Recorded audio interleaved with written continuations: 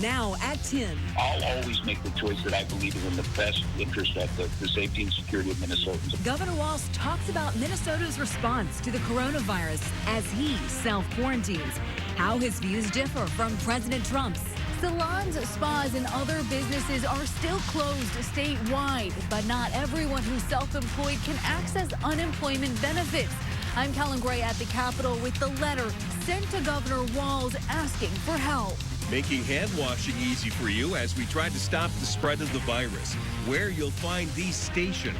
And getting creative to celebrate a 9-year-old's birthday in a time of social distancing. How one community made it all worth it. I've never experienced something like that before. 5 Eyewitness News at 10 starts right now.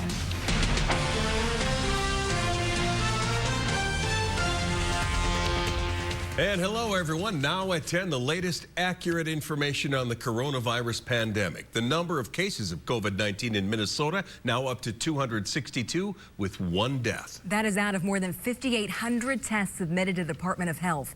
And it's important to note, still not everyone is getting tested. Now a look at Wisconsin. There are 506 confirmed cases there and 5 deaths. More than 8,200 Wisconsin residents have tested negative for the virus. Wisconsin's Safer at Home order takes effect tomorrow morning at 8 a.m. It will last for 30 days. Today, Governor Tony Evers said, quote, folks need to start taking this seriously. Under the order, all non-essential business and travel must stop. Minnesota Governor Tim Walz is holding off on a shelter-in-place order here. But school closures and restrictions on bars and restaurants, which were set to expire Friday, will likely be extended. He's also responding to President Trump's hope to send Americans back to work by Easter, saying there's no quick fix. Jay Coles is live in the newsroom with the drastic differences and what they believe needs to happen next. Everyone putting out their thoughts here, Jay. Lindsay, they are miles apart on their assessments of when COVID-19 restrictions on businesses would be lifted. Governor Walz still certain we have a very long way to go, but President Trump's outlook is much more optimistic, setting a goal with a specific date. Multiple times today, President Trump gave an optimistic target date for what he calls the reopening of the American economy. I said earlier today that I hope we can do this by Easter. I think that would be a great thing for our country, and we're all working very hard to make that a reality. At the governor's residence in St. Paul, a much different take altogether. This is going to take some time. It's going to be well beyond Easter, and I don't think it does us any good to pretend that it's not. On the issue of more restrictions, the governor says his administration is collecting data on when COVID-19 will peak here and when Minnesota reaches hospital bed capacity. When he has those answers, he says he'll decide whether a shelter-in-place order makes any sense. The thing that we're striving for is to not let anybody show up at the hospital who needs an ICU or a ventilator not be able to get one. And Walz wants the federal government to provide more personal protective equipment for essential workers and more ventilators for hospitals. That is the single biggest thing that the federal government could do, and then follow that up with the massive testing regime that's ramping up. Something President Trump says he's doing through companies like Minnesota's own 3M. Making tremendous numbers, they've already started, of respirators, ventilators, and face shields. Governor Walz's conciliatory tone toward the president, a sharp contrast to New York Governor Andrew Cuomo's reaction to reopening the country. You can't sacrifice human life to get the stock market up. That is a repugnant concept. There is no dollar figure on human life in this country. Now, Governor Walz says data like cell phone tower information shows Minnesotans are following the social distancing guidelines, and it appears to be working, he says. The governor also says the data shows, quote, we've slowed the infection rate and pushed out the peak of ICU capacity. Live in the newsroom, Jay Coles, 5 Eyewitness News. Now, tonight, the White House is saying due to a spike in infections, people who have recently left New York City should self-quarantine for 14 days. Think about how many people we're talking about. Also in California, they are now reporting what may be the first U.S. death of a person under 18. We're also keeping a close eye on Congress tonight as We hope they work out final details of a nearly $2 trillion stimulus package. There is still no deal at this time, but we're hearing they could be close. This package would give direct payments to most Americans, expand unemployment benefits, and help small businesses. Earlier today, the president said Congress must approve the deal. The longer it takes, he says, the harder it will be to start up our economy. Now, as Congress and the White House negotiated that deal this afternoon and continue to, the Dow Jones surged to its best day since 1933, gaining more than 2,000 points. NASDAQ and S&P also gained, but investors are warning they've seen similar rallies in the last few weeks, and none of them lasted for more than a day. And here at home, a couple is appealing to Governor Walz, asking for more help for small businesses. Their letter has been shared hundreds of times on social media. As Callan Gray reports, the governor says he's working with lawmakers in Washington to see what can be done. When salons and spas were shut down last week through an executive order, the owners of Sola Salon Studios stopped charging rent. They have 8 locations where about 340 beauty professionals rent space for their businesses. But what that doesn't help all of those people with is paying their bills, paying their personal bills. So they posted a letter calling on Governor Walz and state lawmakers to change the rules for unemployment benefits so that all sole practitioners can qualify, or that a similar program be created to help them. It's been shared more than 600 times on Facebook. The state or the federal government, somebody needs to make provision for these people who can't work while the closures are going on. According to the State Department of Employment and Economic Development, self-employed workers and independent contractors can access unemployment benefits, but only if they previously elected to be covered. If you pay in, then you're eligible. But they say these are extenuating circumstances. The whole unemployment fund, it doesn't really contemplate that people would be out of work because the government is the one to shut them down. What we're asking the government to do is, take that into account and try to provide some relief to those people. In the last few days, Governor Walz has announced small business emergency loans are now available on the state and federal level. And while the owners of Sola Salon Studios say it's a step in the right direction, we don't really need an interest-free loan to cover their business expenses. We need income replacement. I know, and I'm hearing from people, it doesn't take into all considerations independent contractors.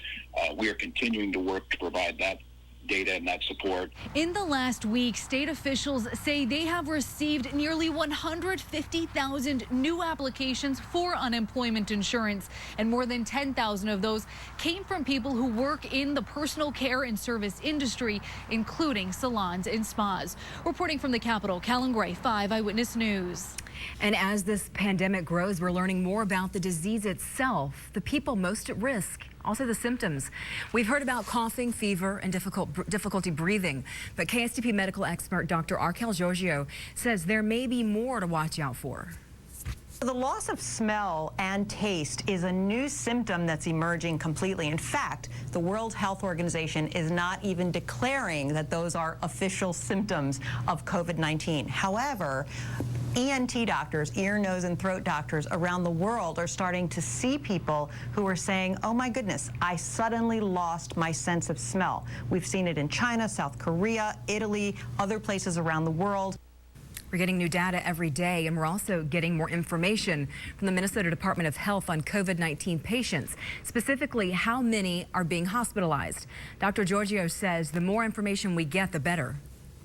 Having hospitalization data and having a national view, not only a state view, but a national view of how many people are being hospitalized gives us so much better insight of who's really getting sick, what hospital capacity do we need, how many intensive care unit beds do we need, how many ventilators do we need.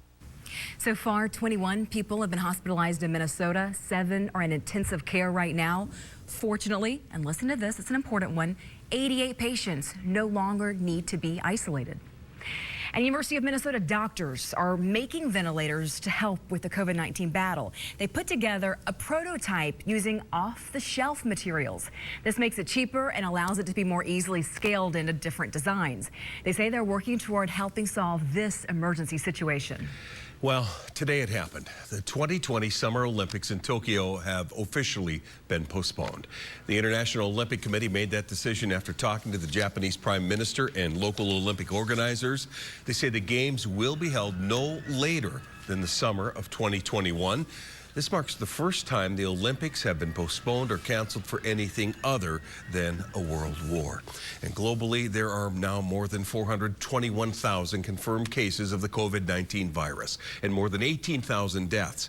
Here's a look at the curve of coronavirus infections you frequently hear health experts and state leaders refer to. It's going up. The hope is it'll peak and stabilize. This is from Johns Hopkins University, but there is hope. More than 107,000 people have recovered. And that is good news. If you have any questions about the coronavirus pandemic, the Minnesota Department of Health has 2 hotlines for you. For health questions, call 651-201-3920. Again, that is 651-201-3920. And if you have high school or have children questions for your child, they could go to high school, call 651-297-1304. Again, 651-297-1304. You will also find these numbers right now at KSTP.com, also on our free mobile app. Next at 10. Cars pulled up to this driveway to make a birthday special for one little boy. We'll tell you how coming up next. Steady rain and even some snow showers moving in tomorrow and tomorrow night. I'll time it out when 5 Eyewitness News at 10 continues. A heads up for anyone using Metro Transit, more changes. New cuts to service coming tomorrow. They're putting passenger limits on buses and trains to support social distancing. 10 passengers on a 40-foot bus, 15 on a 60-foot bus, and 15 in a light rail car. This is in addition to overnight service cuts made last week. Metro Transit says trains and buses should only be used for essential travel. Ridgedale Center is now temporarily closed, but the mall says essential stores and restaurants with exterior-facing entrances will remain open. Some restaurants will have limited hours. This, of course, would be for takeout orders because restaurants across the state are still closed for dining in. Wash your hands to prevent the spread. That's the message we're hearing everywhere, but the Minneapolis Downtown Improvement District is making it easier for you when you're out and about. Today, they put out 10 hand washing stations downtown. Their locations will change, but it's a dual sink unit with water, soap, and paper towels. Everything you need, Lindsay, to make sure your hands are clean. And remember, 20 seconds. Making it easy to find, and that's important. Yep. Now, this pandemic is complicating just about every part of our lives, really. You can't even plan a birthday party without worrying about too many guests and keeping your distance. As Crystal Bowie reports, a western Wisconsin community had to get creative to show a boy how much he's loved. Zayden Fry almost didn't get to celebrate his 9th birthday. Coronavirus caused the family to cancel his party. But Zayden's grandparents were determined to make it memorable, so they asked the community for help. I got a text from his teacher and a friend of mine that says, bring Zayden out on the deck. And this is what Zayden saw. Cars lining up around the block, honking to say happy birthday. Kids were screaming, they're honking, they had signs, they decorated their cars. It was amazing. Zayden couldn't believe his eyes. And then they went up to the deck and gave me a cake and cupcakes. I've never experienced something like that before. The dozens of gestures and hundreds of honks even more meaningful because it hasn't been easy for the Fry family. Zayden's mom died last year, so seeing this many people care was extra special. He was able to wave at everybody that passed by, and if he wasn't there, they would come around again and they'd lay on the horn even longer. A community making sure one boy still felt loved on his birthday, even if it didn't go quite as planned. My heart was full. I cried. My husband cried. He cried. It just tells you that we're not alone, and there is people out there that care, and they continuously care. Thank you. In North Hudson, Wisconsin, Crystal Bowie, 5 Eyewitness News. Happy birthday, Zayden. You know, we love seeing these positive stories. Be sure to share them with us using the hashtag KSTP-Kindness, and we're going to share more of these great stories in just a couple minutes. That is wonderful. His smile makes the difference. Yes. We know we're all getting tired of this, but we're going to keep tracking coronavirus for as long as this crisis lasts and it affects your lives. Our coverage continues starting at 4:30 tomorrow morning, and you can always get updates at KSTP.com. Real-time alerts as well with our free KSTP mobile app. We're in Claire now. I like to call it the quarantine stroll. What time can we get out tomorrow and get some fresh air? You know, tomorrow's kind of a washout for us, Lindsay, but we could be looking at the potential to maybe go for a walk early in the morning. You'll need the rain gear, but the rain looks to be light at that time. By mid-morning to late morning, though, it's steadier, and we do have the chance for a mix by the afternoon. So right now, although we are mostly dry, I am tracking a couple scattered showers, one round departing across northeastern Minnesota, another round building across west central Minnesota. And this is actually developing a couple storm cells potentially here into the overnight hours. You can see this just southwest of Morris, and this will continue to progress farther eastward. We're starting to see this develop a little bit farther southward than it looked like earlier in the day, so I can't rule out this clipping northern portions of the metro, but no severe weather is expected. At most, you'll just look at some pockets of some heavier rainfall. As we head into tonight, here's this cold front that will continue to progress farther eastward into the day tomorrow, and then behind it, we start to see winds more so out of the north, and that's when we transition over to rain and snow into the afternoon. And we do have a good amount of moisture to work with, so this won't be as light of rain as what we've seen in the last couple of rain showers that we've managed so far this week. We are going to be looking at more widespread rain, 1/4 of an inch to about 1/2 inch of rainfall. So overnight, we do have the chance for some sprinkles, but we also have the chance for an isolated storm or two, mainly north of 95 as you head farther northward from Cambridge to St. Cloud. And then as we head into tomorrow morning, that rainfall just intensifies through the morning hours. So some scattered showers in the morning, early morning, 7, 8 a.m., and then more moderate rain showers by mid-morning, even heavy at times towards the afternoon. So here's about 3, 4 in the afternoon. We're still looking at mostly rain across southern and eastern portions of the metro, but we're starting to see that change to our west and to our north. And this moves through pretty quickly. Once we do see that switch from rain to a rain-snow mix and snow, it will come down heavy at first, but then this moves out pretty quickly, and even by about 11 o'clock tomorrow night, we are dry. So in terms of how much snow, well, we could grab a couple inches. Many of us really just seeing a coating, if that, but it will melt pretty quickly. It will be a wet, heavy snow as well. So tonight we're in the low 40s, some patchy fog, spotty showers, and isolated storm mainly across northern portions of the metro. As we head into tomorrow, we're topping off in the mid-40s, but we do see winds that are currently right now out of the south, southeast, end up out of the west and eventually out of the north tomorrow. And again, that's when we do see that switch to that mix into the afternoon, coating to 2 inches of snow possible. Thursday is going to be a whole lot nicer for us. We are looking at mostly cloudy skies, the chance for some spotty showers late afternoon into Thursday night, and then Friday rather, we're seeing some steadier rainfall again and a couple thunderstorms possible late afternoon, early evening. Saturday looks to be a washout. Right now, it's predominantly rain, but it's a little early to tell, so you're going to want to stay up to date with the forecast. We could be looking at some wet snow on Saturday as well. Ren, actually, all I saw was that 60. It's going to be great. I know. Yeah. That's what we need to hear. Now, as promised, more smiles. People across the country are making the best of a bad situation during the coronavirus crisis. Every day, you're sending us inspirational stories that lift our spirits. We hope yours as well.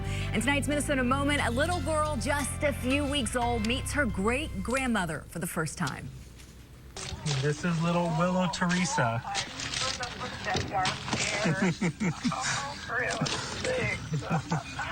Oh my gosh, remember her? Oh yeah.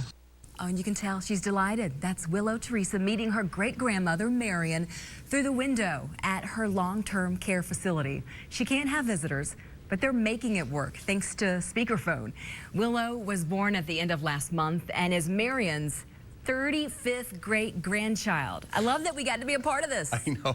Little baby girl. Please share your pictures and videos with us as well. Just use the hashtag KSTP-Kindness. Making it work. Yeah. Good stuff. Coming up, we catch up with Stephen Weatherly. Find out why he's leaving the Vikings for the Carolina Panthers. Plus, Richard Pitino of the Gophers reacts to Daniel Oturo's decision to go to the NBA. There could be 3 kids who played high school basketball in Minnesota drafted in the first round of the NBA this year. That's unreal. Trey Jones of Duke, Zeke Naji of Arizona, and Daniel Otero of the Gophers. You can't blame Otero for leaving the Gophers after his sophomore season. The NBA likes to draft young players. Daniel's only 20 years old. Gopher coach Richard Pitino thinks that Otero will have a long, profitable, and successful NBA career. What Daniel has is he's got an NBA skill set that everybody sees. We were able to, get him to step away from the basket, shoot threes, put him on the perimeter to rip and drive and go, block shots. He's an NBA type big. There's another player who grew up playing basketball in Minnesota who could get drafted too. McKinley Wright was a star at Champlain Park and only got better at Colorado. He was a first-team all-conference player in the Pac-12 as a junior. He's now exploring his NBA options. He doesn't have to declare his intentions until April 26th, but he is looking into it. One of the free agent players that the Vikings lost could come back to bite them this season. Stephen Weatherly signed a 2-year, $12.5 million contract with the Carolina Panthers. The Vikings were one of 9 teams who were trying to sign him. Weatherly worked his way up from a 7th-round draft pick to a player everybody wanted. The game plan they laid out was awesome, and I was really able to get behind it. And how they described their game plan on how they were going to use me, it all just fell in line. And it also helped that they offered the most money too.